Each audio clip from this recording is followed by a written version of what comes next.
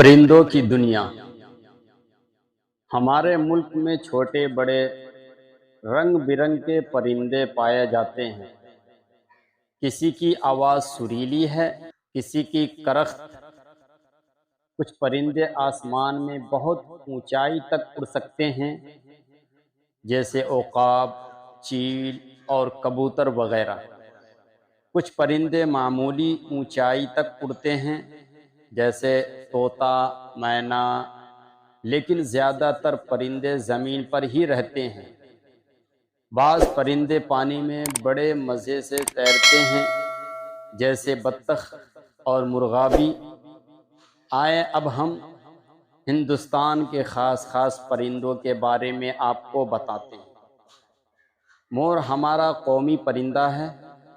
مور عام طور پر 4 فٹ لمبا ہوتا ہے۔ اس کی گردن لمبی اور چھاتی کا رنگ گہرا اور چمکیلا نیلا ہوتا ہے۔ بادلوں کو دیکھ کر جب مور اپنے پنکھ پھیلا کر خوشی سے ناچنے لگتا ہے تو وہ منظر دیکھنے سے تعلق رکھتا ہے۔ ہندوستان کے علاوہ یہ لنکا اور افریقہ میں بھی پایا جاتا ہے، جو سفید رنگ کا بھی ہوتا ہے۔ طوطا مینا کو لوگ شوق سے پالتے ہیں۔ یہ دونوں پرندے بولنا بھی سیکھ لیتے ہیں اور جملے کے جملے رٹ لیتے ہیں، پھر اس صفائی سے بولتے ہیں کہ حیرت ہوتی ہے۔ طوطا زیادہ تر ہرے رنگ کا ہوتا ہے۔ مینا کا رنگ کالا اور اس کی چونچ پیلی ہوتی ہے۔ طوطے کے بارے میں یہ بات مشہور ہے کہ اسے چاہے کتنی ہی محبت سے رکھو، ایک بار پنجرے سے نکل جانے کے بعد وہ کبھی لوٹ کر نہیں آتا۔ اسی لیے بے مروت لوگوں کو طوطا چشم کہا جاتا ہے۔ طوطے کی طرح آنکھیں پھیر لینے کا محاورہ بھی اسی سے بنا ہے۔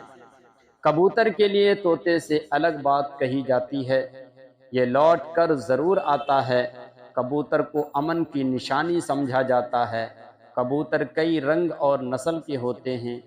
کبوتر ان پرندوں میں سے ہیں جو عموماً جھنڈ میں رہتے ہیں۔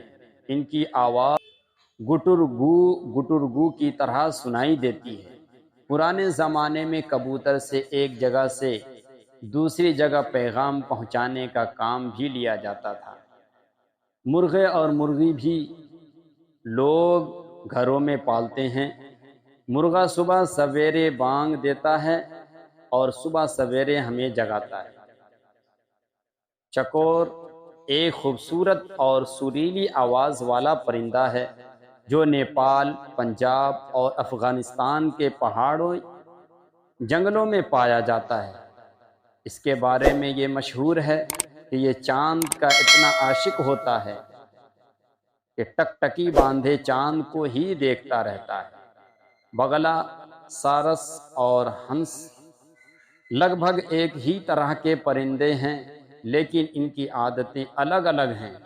بگلے کی ٹانگیں، چونچ اور گردن لمبی ہوتی ہے، لیکن دم چھوٹی ہوتی ہے۔